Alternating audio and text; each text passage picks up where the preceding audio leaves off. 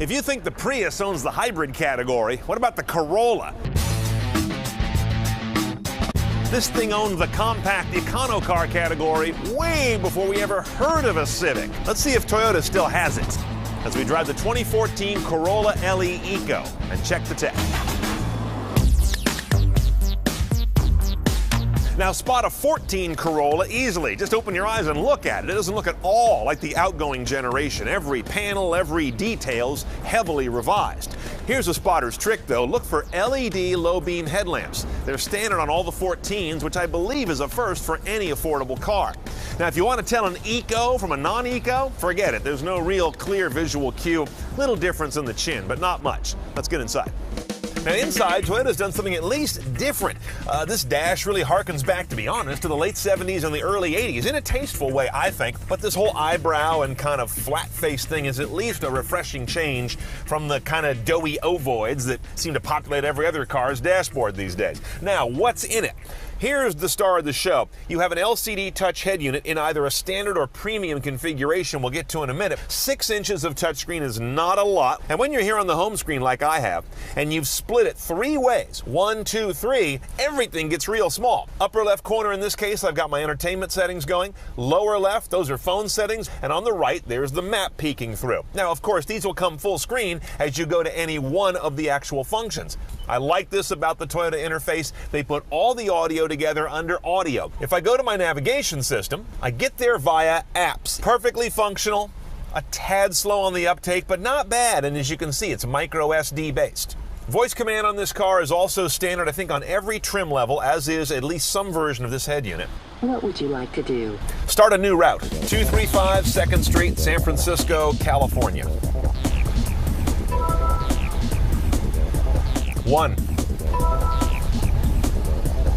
I heard 235 2nd Street, San Francisco, California. Is that correct? As you can see, the voice system is very good at comprehension, dog slow at doing it, so it's a mixed bag, but it's nice to have it. When you get into these apps here that are part of the Entune suite, it's a mixed bag of whether and how well voice command works with them, and the array has not changed. We've seen these before, and they're still in there, but it's nice to have them base on every Corolla. Now, if you get the premium package, it upgrades to have HD radio, satellite radio, Grace Note database for your sources, and a couple of interesting features I haven't seen before. Check this out. When I go to AM or FM radio and I pull open this little slide-over tray on the right, this is a 20-minute buffer. So if you press live, you're in real time. Or if you want to skip back, you can skip back to various marks using these buttons. Here's another one, under traffic. So here's a traffic map, but if I hit this slider down here, I can get predicted traffic over the next 45 minutes. You've also got a weather overlay on the map if you'd like. And you've got the option for some pretty rich text messaging support, up to including a vehicle SIG for outgoing messages. Rear camera on all these Corollas, I understand to be standard. That's also a nice feature given the price point of these cars. It doesn't have any predictive direction technology. It merely shows you zones and it comes on, and that's about all it does. Also nice, automatic temperature control, single zone, is standard on all these cars as well. And to go along with climate, thank you, we've got mechanical seat heater buttons. I like those because when they're on, they stay on. In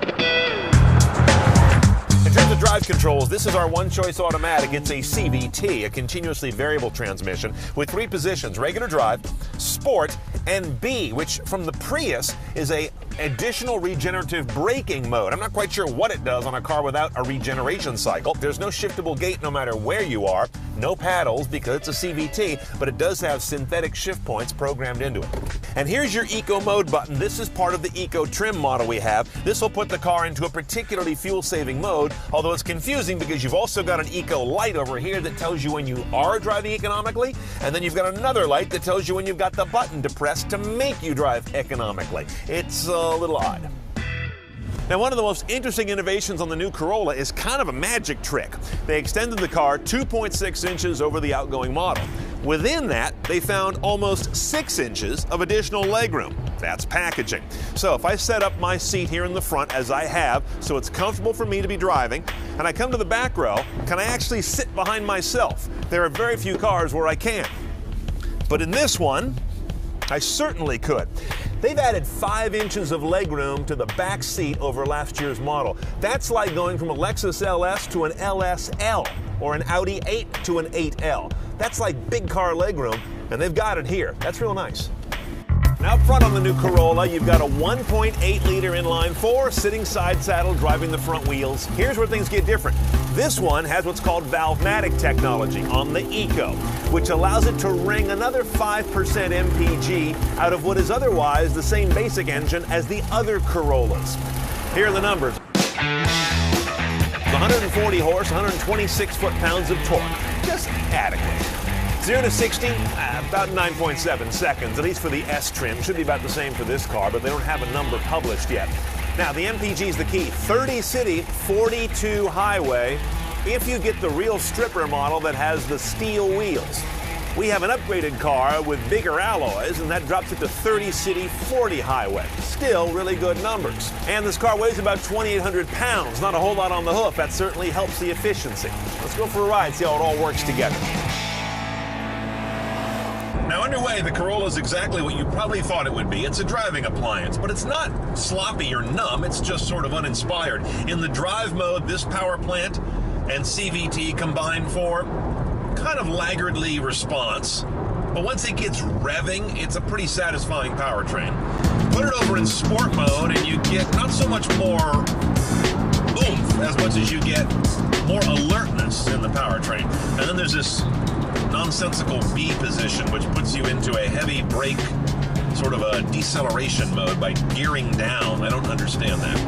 It doesn't make sense on a car that doesn't have brake regen. I can do that myself, except there's nowhere to shift on this car, so I guess that's why you have to have B. Ride quality is pretty good on this vehicle. I don't have a harshness coming through. It's firm enough. I don't feel at all like I'm wallowing. Nothing about the car feels cheap. That's a key thing you've got to get done in a car that is. Now, pricing this guy is interesting. We have an LE Plus. There is a lower trim level, but not available here in my part of California anyway. So check by region, because if you go one lower, I believe that's where you get the extra 2 MPG with the lower trim package and apparently skinnier tires that are key to that.